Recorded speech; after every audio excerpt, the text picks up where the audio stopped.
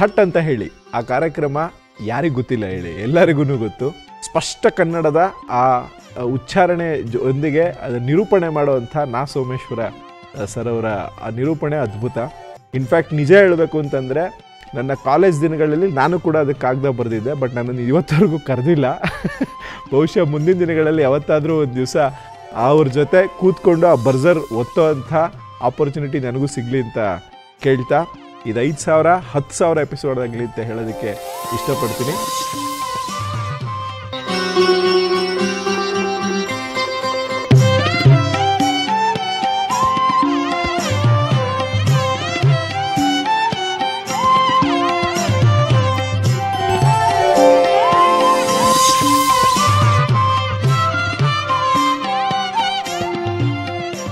ದೂರದರ್ಶನ ದಕ್ಷಿಣ ವಲಯದ ಉಪಮಹಾನಿರ್ದೇಶಕರಾದ ಶ್ರೀ ಭಾಗ್ಯವಾನ್ ಅವರ ಸಮರ್ಥ ಸಾರಥ್ಯದಲ್ಲಿ ಥಟ್ಟಂತೆ ಹೇಳಿ ಕ್ವಿಜ್ ಕಾರ್ಯಕ್ರಮವು 5,000 ಕಂತುಗಳನ್ನು ಪೂರ್ಣಗೊಳಿಸಿ ಈಗ ಯಶಸ್ವಿಯಾಗಿ ಮುಂದುವರಿಯುತ್ತಿದೆ.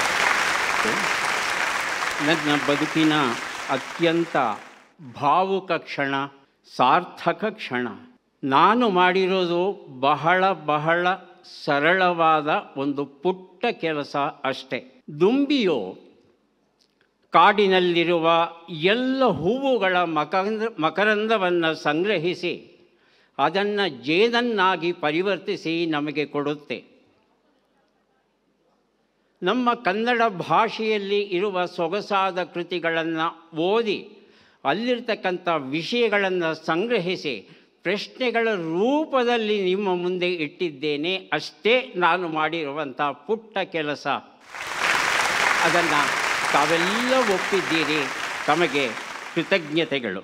ಇಂತಹ ಒಂದು ಅದ್ಭುತವಾದ ಪುಣ್ಯ ಕಾರ್ಯದಲ್ಲಿ, ಅಭಿಯಾನದಲ್ಲಿ ಪಾಲ್ಗೊಳ್ಳೋದಕ್ಕೆ ನನಗೆ ಅವಕಾಶವನ್ನು ಮಾಡಿಕೊಟ್ಟಂಥ ಚಂದನ ವಾಹಿನಿಗೆ ಜೀವನ ಪರ್ಯಂತ ನಾನು ಋಣಿಯಾಗಿರ್ತೇನೆ. ಚಂದನ ನನ್ನ 2ನೆಯ ಮನೆ ಅಂತ ಹೇಳಿದ್ರೆ ಅದು ಅತಿಶಯೋಕ್ತಿ ಆಗಲಾರದು. ನಾನು ಇಷ್ಟು ದೂರ ನಡೆದು ಬರೋದಕ್ಕೆ ಕಾರಣ ಅನಂತ ಚೇತನಗಳು. ಪರದೆಯ ಮೇಲೆ ನಾನೊಬ್ಬನೇ ಕಾಣೋದು, ಆದರೆ ಪರದೆಯ ಹಿಂದೆ ಇರ್ತಕ್ಕಂಥ ಪ್ರತಿ ಕಂತಿನಲ್ಲೂ ಕನಿಷ್ಠ 30ರಿಂದ 50 ಜನ ಕೆಲಸ ಮಾಡ್ತಾ ಇರ್ತಾರೆ. ಅವರು ನಿಮ್ಮ ಕಣ್ಣಿಗೆ ಕಾಣೋಲ್ಲ, ಆದರೆ ಈ ಕಾರ್ಯಕ್ರಮ ನಿಮಗೆ ತಲುಪಿಸುವಲ್ಲಿ ಅವರ ಶ್ರಮ, ಸಾರ್ಥಕತೆ, ಬದ್ಧತೆ ಇದೆಯಲ್ಲ, ಅದು ಬಹಳ ಮುಖ್ಯವಾದದ್ದು. ಆ ಎಲ್ಲ ಚೇತನಗಳಿಗೆ ಕೃತಜ್ಞತೆಯನ್ನು ಸಲ್ಲಿಸಬೇಕು. ಮೊದಲಿಗೆ ನನ್ನ ಕೃತಜ್ಞತೆ ನಮ್ಮ ಕನ್ನಡ ನಾಡಿನ ಮಹಾಜನತೆಗೆ. ಈ ಕಾರ್ಯಕ್ರಮ 5,000 ಘಟ್ಟವನ್ನು ತಲುಪೋದಕ್ಕೆ ಮೂಲ ಕಾರಣ ನೀವು. ಹಾಗಾಗಿ ನಿಮಗೆ ಶಿರಸಾಷ್ಟಾಂಗ ನಮಸ್ಕಾರಗಳನ್ನು ಅರ್ಪಿಸ್ತಾ ಇದ್ದೇನೆ. ಥಟ್ ಅಂತ ಹೇಳಿ ಎನ್ನುವ ಈ ಪರಿಕಲ್ಪನೆಯನ್ನು ಮೊದಲ ಬಾರಿಗೆ ಕಂಡವರು ಚಂದನದ ಅಂದಿನ ಉಪಮಹಾನಿರ್ದೇಶಕರಾಗಿದ್ದ ಶ್ರೀ NK ಮೋಹನ್ ರಾಮ್ ಅವರು. ಅವರ ಕನಸಿನ ಕೂಸು ಕಾರ್ಯರೂಪಕ್ಕೆ ಬರೋದಕ್ಕೆ ಕಾರಣ ಶ್ರೀ ವೆಂಕಟೇಶ್ವರಲು ಹಾಗೂ ಶ್ರೀಮತಿ ಉಷಾ ಕಿಣಿ ಅವರು. ಉಷಾ ಕಿಣಿ ಅವರು ಆರಂಭಿಸಿದ ಈ ಅಭಿಯಾನವನ್ನು ಸಮರ್ಥವಾಗಿ ಮುಂದುವರಿಸಿಕೊಂಡು ಹೋದವರು ಶ್ರೀಮತಿ ಆರತಿ HN ಅವರು. ಸುಮಾರು 10 ವರ್ಷಗಳ ಕಾಲ 2,500 ಕಂತುಗಳನ್ನು ನಿರ್ಮಿಸಿದ್ದಾರೆ ಅವರೊಬ್ಬರೇ. ಹಾಗಾಗಿ ಥಟ್ಟಂತ ಹೇಳಿ ಇವತ್ತು ಈ ಒಂದು ಘಟ್ಟಕ್ಕೆ ಬಂದಿದೆ ಅಂದರೆ ಅವರ ಶ್ರಮ ಬಹಳ ಬಹಳ ಬಹಳ ಬಹಳ ಮುಖ್ಯವಾದದ್ದು. ಆ ನಂತರ ಈ ಕಾರ್ಯಕ್ರಮವನ್ನು ಸಮರ್ಥವಾಗಿ ನಿಭಾಯಿಸಿದವರು ರಘು ಐಡಿಹಳ್ಳಿ, ಈಶ್ವರ್ ರಾವ್, ಸುಧಾಕರ ಪ್ರಿಯ, ಸಂಗಮೇಶ್, ರಾಜೇಶ್ವರಿ ಹಾಗೂ ಲಕ್ಷ್ಮೀ ಕಾರಂತ್ ಅವರು. ಈಗ ಈ ಕಾರ್ಯಕ್ರಮದ ಹೊಣೆಯನ್ನು ಹೊತ್ತವರು ಶ್ರೀಮತಿ ಚಂದ್ರಕಲಾ ಅವರು. ಎಲ್ಲರಿಗೂ ನಾನು ಋಣಿಯಾಗಿದ್ದೇನೆ. ಈ ಅವಧಿಯಲ್ಲಿ ಥಟ್ಟಂತ ಹೇಳಿ ಕಾರ್ಯಕ್ರಮದ ನಿರ್ಮಾಣ ಕೆಲಸವನ್ನು ಸಮರ್ಥವಾಗಿ ನಿಭಾಯಿಸಿದಂಥ ನಮ್ಮ ಯುವ ಗೆಳೆಯ ಶ್ರೀ ಗವಾಸ್ಕರ್ ಇವತ್ತು ನಮ್ಮ ಜೊತೆ ಇಲ್ಲ. ಅತ್ಯಂತ ನೋವಿನ ಕ್ಷಣ. ಆದರೆ ಆ ಗವಾಸ್ಕರಲ್ಲಿ ಇದ್ದಂತಹ ಉತ್ಸಾಹ ಹಾಗೂ ತಿಳಿವು, ಜ್ಞಾನ ಅದ್ಭುತವಾದದ್ದು. ಹಾಗಾಗಿ ಈ ಕಾರ್ಯಕ್ರಮದ ಯಶಸ್ಸಿಗೆ ಕಾರಣರಾಗಿರ್ತಕ್ಕಂಥ ಗವಾಸ್ಕರ್ ಅವರನ್ನೂ ಸಹ ಕೃತಜ್ಞತೆಯಿಂದ ಸ್ಮರಿಸ್ಕೋಬೇಕು ನಾವು.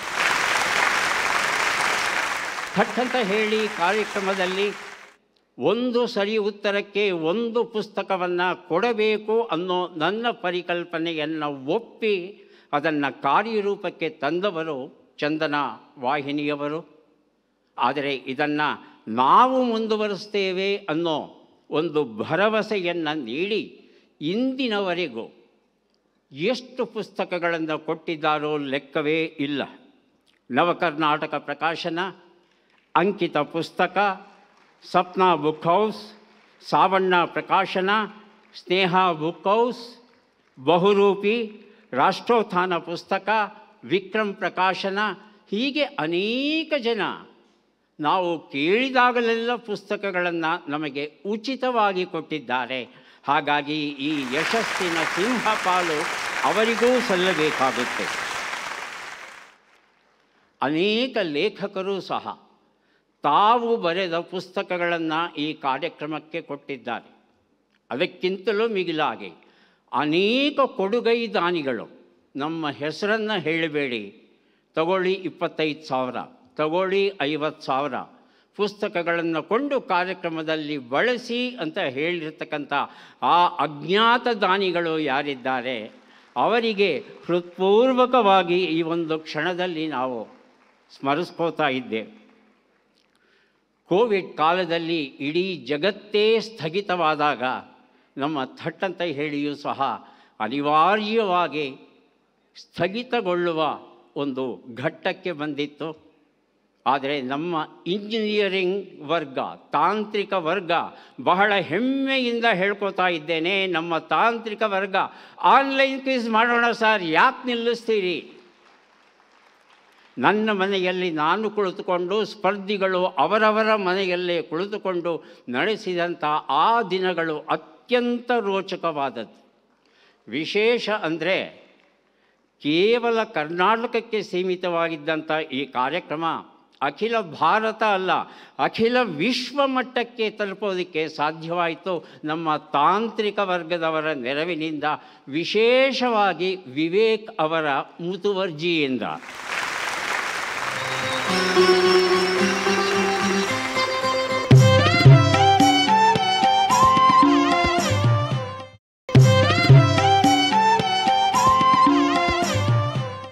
ಥಟ್ ಅಂತ ಹೇಳಿ ಕಾರ್ಯಕ್ರಮದಲ್ಲಿ ಸ್ಪರ್ಧಿಗಳನ್ನು ಆಯ್ಕೆ ಮಾಡಿ ಅವರನ್ನು ಸಂಪರ್ಕಿಸಿ ಅವರಿಗೆ ಆಹ್ವಾನವನ್ನು ನೀಡಿ ಕೇಂದ್ರದಲ್ಲಿ ಅವರಿಗೆ ಮಾರ್ಗದರ್ಶನ ನೀಡುವಂಥ ನಮ್ಮ ಸಹಾಯಕರ ತಂಡ ಬಹಳ ಬಹಳ ಬಹಳ ದೊಡ್ಡದು.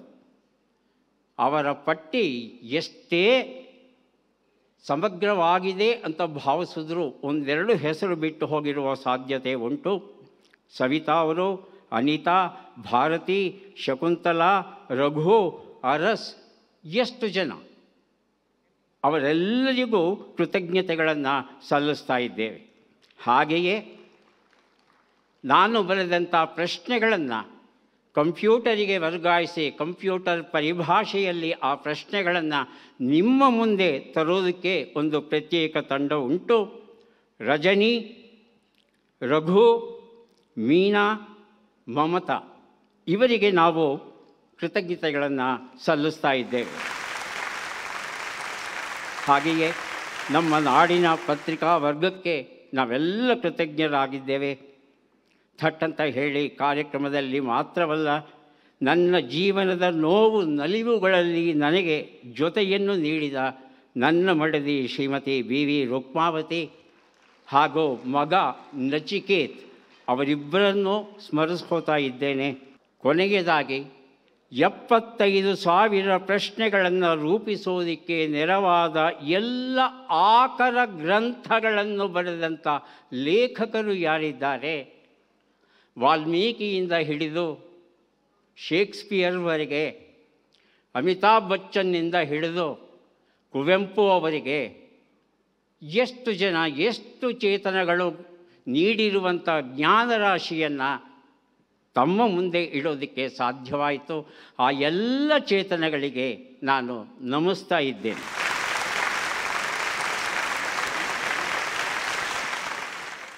ಒಂದು ವಿಚಾರವನ್ನು ಹಂಚ್ಕೋಬೇಕು ನಿಮ್ಮ ಜೊತೆ.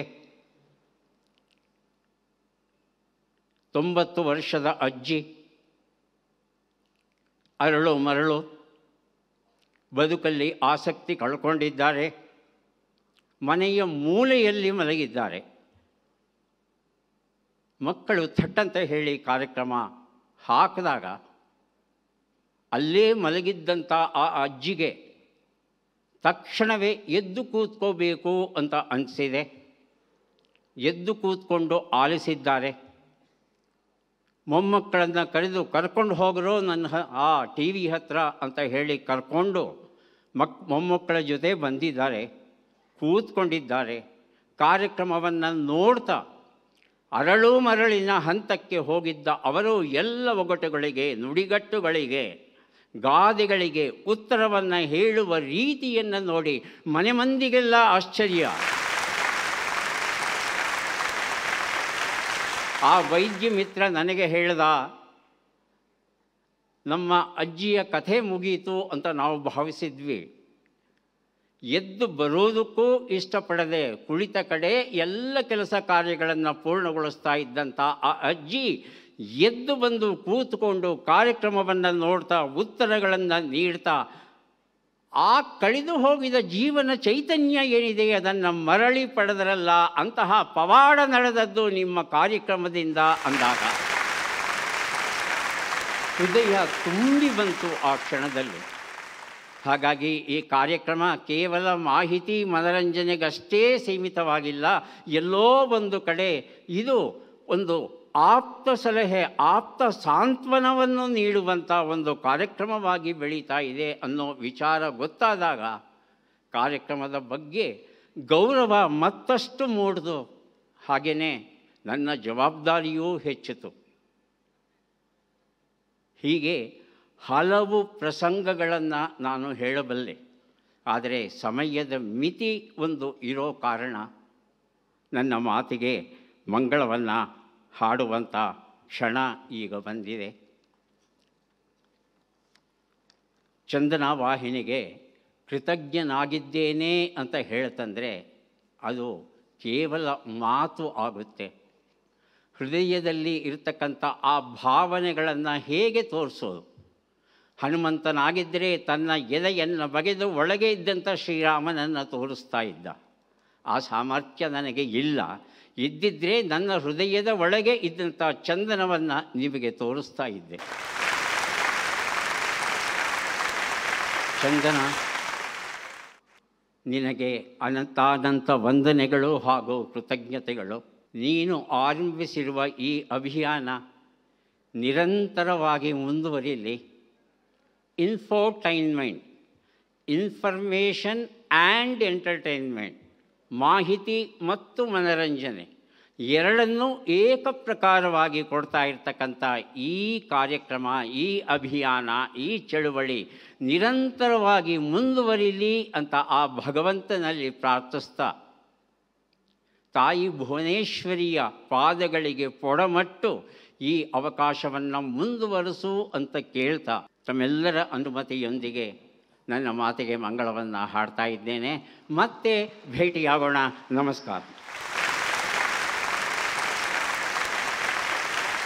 ಎಂಥ ಭಾವುಕವಾದಂತಹ ಕ್ಷಣ, ಎಂಥ ಒಂದು ಐತಿಹಾಸಿಕವಾದಂತಹ ಕ್ಷಣ ಅಂತಲೇ ಹೇಳ್ಬೋದು. ದಯವಿಟ್ಟು ತಾವೆಲ್ಲರೂ ಎದ್ದು ನಿಂತ್ಕೊಂಡು ಈ ಮಹಾನ್ ನಿರೂಪಕರಿಗೆ, ಕರುನಾಡು ಕಂಡಂತಹ ಅತ್ಯದ್ಭುತವಾದಂತಹ ನಿರೂಪಕರು, ಯಾರೇ ನಿರೂಪಣೆ ಮಾಡಬೇಕು ಅಂತ ಅಂದ್ಕೊಂಡ್ರೂ ಇವರು ನಿಜವಾಗ್ಲೂ ಪ್ರೇರಣೆ ಅಂತಲೇ ಹೇಳ್ಬೋದು. ಈ ಈ ಆಡಿಟೋರಿಯಂ ಫುಲ್ ಆಗೋದು ಅಷ್ಟು ಈಸಿ ಅಲ್ಲ, ಸುಲಭ ಅಲ್ಲ ಅಂತ ಹೇಳಿದ್ರು. ಅದನ್ನು ಸಾಧ್ಯ ಮಾಡಿ ತೋರಿಸಿರೋದು ನಮ್ಮ ಥಟ್ ಅಂತ ಹೇಳಿ ಕಾರ್ಯಕ್ರಮ ಹಾಗೂ ಈ ಅತ್ಯದ್ಭುತವಾದಂತಹ ನಿರೂಪಕರು ನಮ್ಮ ಡಾಕ್ಟರ್ ನಾ ಸೋಮೇಶ್ವರ್ ಸರ್. ಸರ್, ನಿಮ್ಮನ್ನು ಪಡೆದಂತಹ ಕರುನಾಡೆ ಧನ್ಯ. ಅಚ್ಚ ಕನ್ನಡ ಎಷ್ಟು ಸ್ವಚ್ಛವಾಗಿ ಇವರ ಮಾತುಗಳಲ್ಲಿ ಕೇಳಿಸುತ್ತೆ ಅಂದರೆ, ಕನ್ನಡ ಭಾಷೆ ಎಷ್ಟು ಸೊಗಸು. ಪ್ರತಿ ಸಾರಿ ಇವ್ರು ಮಾತಾಡಿದಾಗ ಎಲ್ಲರಿಗೂ ಅನ್ಸೋದು ಕನ್ನಡ ಭಾಷೆ ಎಷ್ಟು ಸೊಗಸು. ನಾವು ಮನೆಗಳಲ್ಲಿ ಮಾತಾಡೋ ಕನ್ನಡ ಸರಿನಾ ಅಂತ ಮತ್ತೊಮ್ಮೆ ಹೋಗ್ಬಿಟ್ಟು ನಾವು ಯೋಚನೆ ಮಾಡಬೇಕು. ಆ ಕನ್ನಡಾಂಬೆಯ ಆಶೀರ್ವಾದ ನಿಮ್ಮ ಮೇಲೆ ಯಾವಾಗಲೂ ಇರಲಿ ಸರ್. Thank you.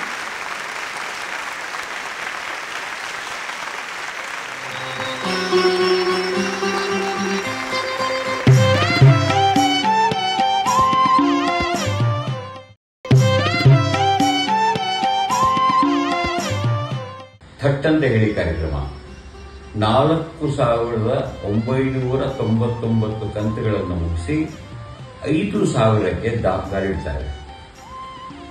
ಬಹಳ ಅದ್ಭುತ. ಈ ದಿಸೆಯಲ್ಲಿ ನಾನು ಮೊದಲಿಗೆ ಡಾಕ್ಟರ್ ನಾ ಸೋಮೇಶ್ವರ ಹಾಗೂ ಅವರ ತಾಂತ್ರಿಕ ವರ್ಗ ಹಾಗೂ ದೂರದರ್ಶನಕ್ಕೆ ನನ್ನ ಅಭಿನಂದನೆಗಳನ್ನು ತಿಳಿಸ್ತಾ ಇದ್ದೇನೆ.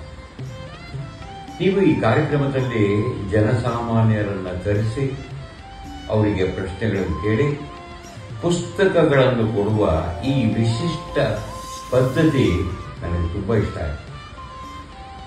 ನನಗೆ ಒಂದು ಡೌಟ್ ಇದೆ ಸೋಮೇಶ್ವರ ಅವರೇ, ಈ 24 ಗಂಟೆಗಳಲ್ಲಿ ನೀವು ಈ ಥಟ್ ಅಂತ ಹೇಳಿ ಕಾರ್ಯಕ್ರಮ, ಅದರ ಸಂಶೋಧನೆ, ನಿಮ್ಮ ವೈದ್ಯ ವೃತ್ತಿ ಹಾಗೂ ಪುಸ್ತಕಗಳನ್ನು ಬರೆದು ಹೇಗೆ ಮಾಡ್ತೀರಿ?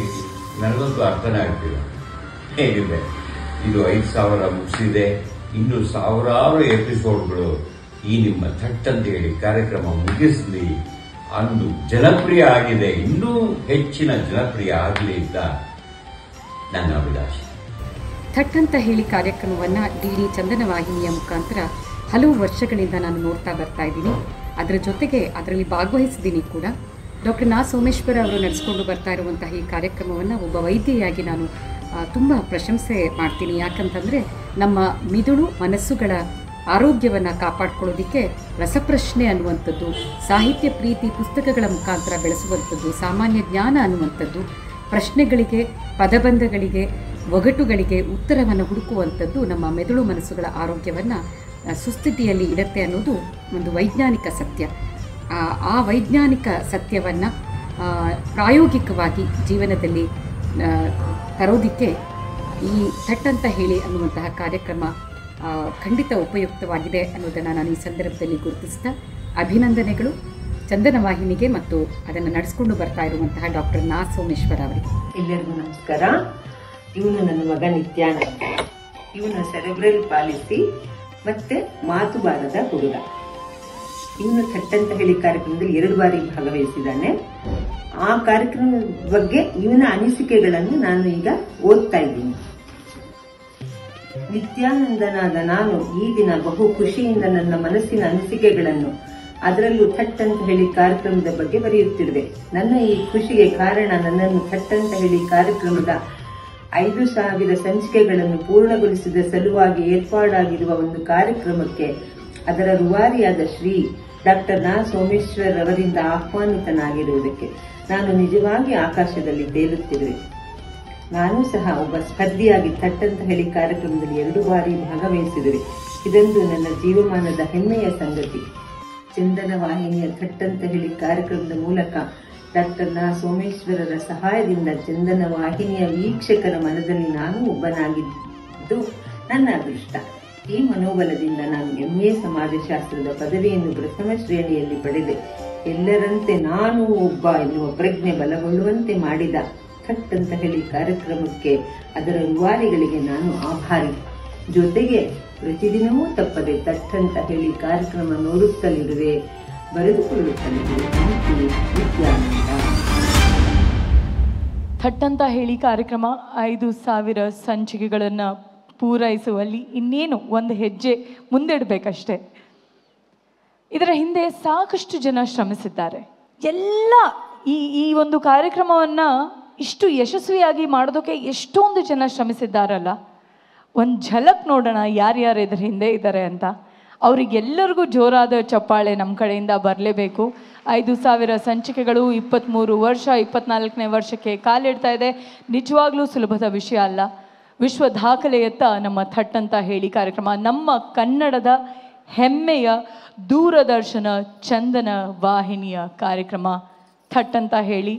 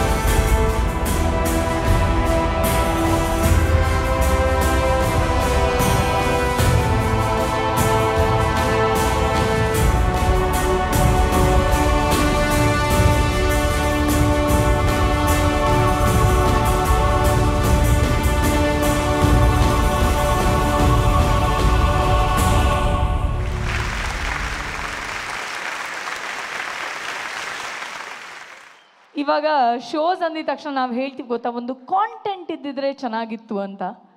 ಈ ಥರ ಕಾಂಟೆಂಟ್ ಕ್ರಿಯೇಟ್ ಮಾಡಿದ್ರೆ ಬಹುಶಃ ಚೆನ್ನಾಗಿರ್ಬೋದೇನೋ ಅಂತ, ಅಥವಾ ಈ ರೀತಿ ಮಾಡಿದ್ರೆ ಇನ್ಯಾರನ್ನೂ ಕರ್ಕೊಂಡು ಬಂದರೆ ಆ ಶೋ ಸೂಪರ್ ಹಿಟ್ ಆಗ್ಬೋದೇನೋ ಅಂತ. ಬಟ್ ಇಲ್ಲಿ ಕಾಂಟೆಂಟ್ ಏನು ಗೊತ್ತಾ, ಕನ್ನಡವೇ ಕಾಂಟೆಂಟ್. ಜೊತೆಗೆ ಕನ್ನಡ ಭಾಷೆನ ಶುದ್ಧವಾಗಿ ಮಾತಾಡೋದೇ ಕಾಂಟೆಂಟ್. ಎಷ್ಟು ಜನ ಶುದ್ಧವಾಗಿ ಮಾತಾಡ್ತೀವಿ? ಪುಸ್ತಕಗಳೇ ಕಾಂಟೆಂಟ್, ನಮ್ಮ ನಿರೂಪಕರೇ ಕಾಂಟೆಂಟ್. ಯಾವುದೇ ಆಡಂಬರ ಇಲ್ಲ. ಸ್ವಚ್ಛವಾಗಿ ನಮಸ್ಕಾರ ಹೇಳಿ ಅಚ್ಚ ಕನ್ನಡದಲ್ಲಿ ಶುರು ಮಾಡಿದ್ರು ಅಂದರೆ ಆ ಕನ್ನಡ ಪದಗಳು ಕೇಳೋದಕ್ಕೆ ಸೊಗಸು. ಇಂಥ ಪುಸ್ತಕಗಳು ಇರಬಹುದಾ ಅಂತ ನಮ್ಮೆಲ್ಲರಿಗೂ ಒಂದು ಸಾರಿ ಪ್ರಶ್ನೆ ಹುಟ್ಟಿರುತ್ತೆ. ಈಗ ಎಷ್ಟು ಜನ ತಮ್ಮ ಹೆಸರುಗಳನ್ನು ಬೌಲಲ್ಲಿ ಹಾಕಿ ಕೊಟ್ಟಿದ್ರಿ? ಎಷ್ಟು ಜನ ಕ್ವಿಜ್ಗೆ ರೆಡಿ ಇದ್ದೀರಿ? ಎಷ್ಟು ಜನ ಥಟ್ ಅಂತ ಹೇಳಿಗೆ ರೆಡಿ ಇದ್ದೀರಿ? ಥಟ್ ಅಂತ ಉತ್ತರ ಎಷ್ಟು ಜನ ಕೊಡ್ತೀರಿ? ಅಬ್ಬ,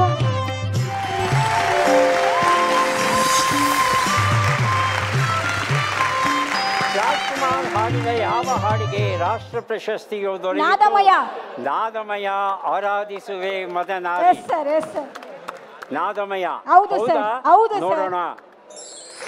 ನಾದಮಯ, ಈ ಲೋಕವೆಲ್ಲ ನಾದಮಯ. ಅದ್ಭುತವಾದ ಹಾಡು.